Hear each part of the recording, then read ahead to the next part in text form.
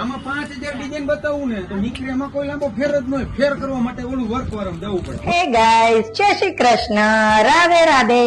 તો અમે ફરીથી આવી ગયા છીએ તમારા માટે નવો વ્લોગ લઈને.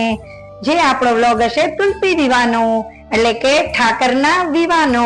આપણા ઠાકોરજી માટે આપણે નવા વસ્ત્રો લેશું, નવો શણગાર લેશું, કેમ કે આપણા ઠાકોરજીના વિવાહ આવી રહ્યા છે.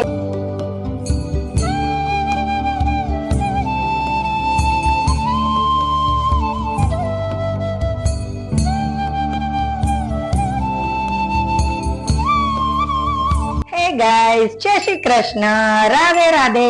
તો અમે ફરીથી આવી ગયા છીએ તમારા માટે નવો વ્લોગ લઈને. જે આપણો વ્લોગ હશે તુલસી વિવાહનો, એટલે કે ઠાકરના વિવાહનો. તો આપણે થોડીક આપણા ઠાકોરજી માટે, રાધા રાણી માટે થોડીક શોપિંગ કરવા જશું, જે હું તમને વ્લોગમાં બતાવીશ કે હું ક્યાંથી શોપિંગ કરું છું અને શું શું શોપિંગ કરવાની છું તે પણ. જો તમને એ શોપની કઈ વસ્તુ ગમતી હોય તો મને કમેન્ટ કરીને જરૂર બતાવજો. તો હું તમને શોપનો નંબર, તમને કોન્ટેક્ટ નંબર આપીશ અને તમે પણ ત્યાંથી રાધા રાણી માટે અને ઠાકોરજી માટે નવા નવા વસ્ત્રો અથવા અન્ય વસ્તુઓ લઈ શકશો.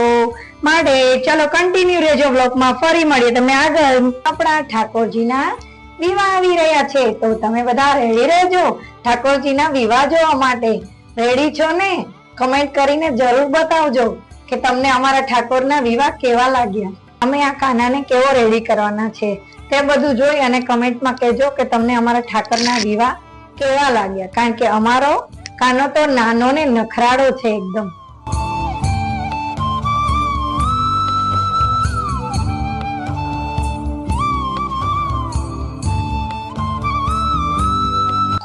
જો અહીંયા કેટલી બધી છે ઠાકોરજીના ત્રંગારની વસ્તુઓ. જો આપણે હવેલી પાસે પહોંચી ગયા છે, જ્યાં બધી ઘણી બધી શોપ છે, જ્યાંથી તમે ઠાકોરજીના શ્રૃંગાર લઈ શકો છો.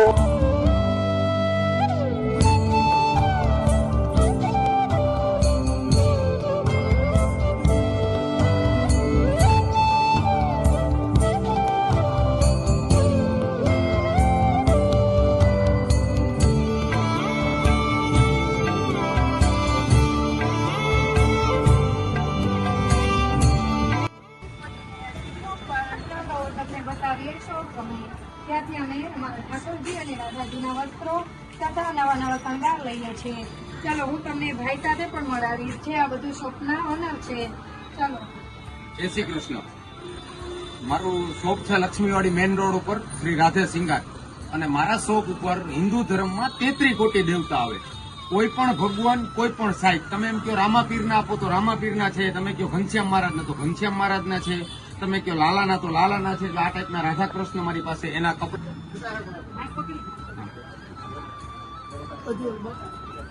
હા, પછી આ બાલગોપાલ છે. પછી આ ટાઈપનો અત્યારે આનો ટ્રેન્ડ છે સિલિકોનનો.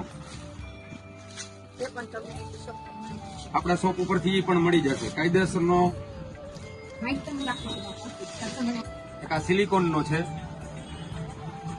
આમાં 5000 ડિઝાઇન બતાવું ને તો નીકળે એમાં કોઈ લાંબો ફેર જ નહીં. ફેર કરવા માટે ઓલું વર્ક વાળું જવું પડે. વર્ક વાળું તમે એમ કહો આવું જ મારી કરશે.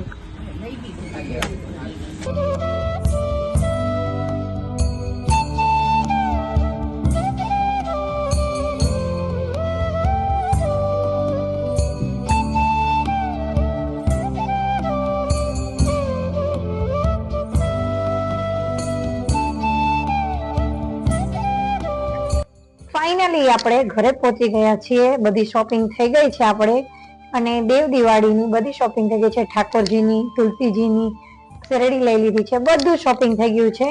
તો હવે આપણે બનાવશું દેવ દિવાળી ઠાકરના વિવાહ. અને એમના વ્લોગ જોવા માટે તમે કમેન્ટ કરીને જરૂરથી બતાવજો. અને હવે ફરીથી મળશે નવા વ્લોગ સાથે. ત્યાં સુધી જય શ્રી કૃષ્ણ, રાધે રાધે.